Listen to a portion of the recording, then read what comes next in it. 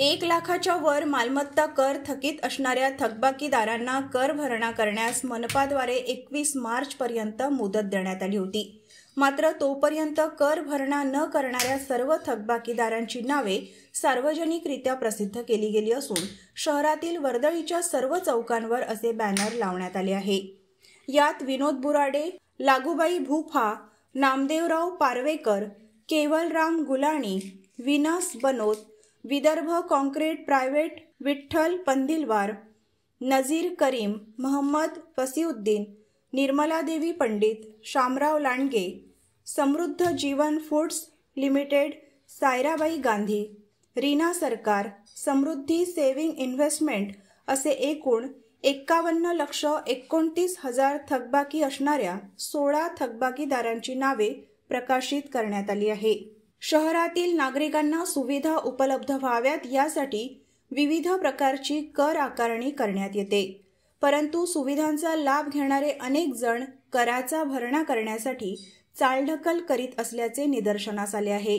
यासाठीच मनपाद्वारे थकीत कर वसुलीसाठी विशेष मोहीम राबवण्यात येत आहे।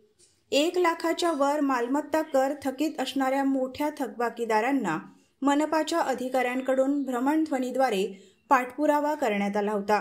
यासाठी त्यांना 21 मार्चची मुदत सुद्धा देण्यात आली होती। मात्र याउपर कर भरणा न केल्यास थकबाकीदारांची नावांचे बॅनर प्रसिद्ध करण्यात आले आहे।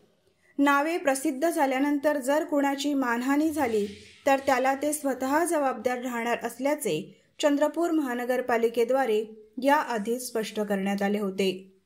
महानगरपालिकाने जी कर वसुली मोहीम सुरू केली त्यामध्ये असं लक्षात आलं की मोठे थकबाकीदार ज्यांच्याकडे 1,00,000पेक्षा जास्त रक्कम थकीत आहे असे जवळपास 13 करोड रक्कम ही 1,00,000पेक्षा जास्त थकबाकीदारांकडे प्रलंबित आहे। अशा थकबाकीदारांपैकी पहिली यादी काढण्यात आली आणि अशा 51 लोकांची यादी ही प्रसिद्ध करण्यात आलेली आहे आणि याबाबतची पूर्वसूचना ही सर्व थकबाकीदारांना देण्यात आली होती। वारंवार त्यांच्याशी भ्रमणध्वनीद्वारे आमचे करलिपिक आणि महानगरपालिकेचे लोक तसेच विभागाकडून संपर्क करत होते।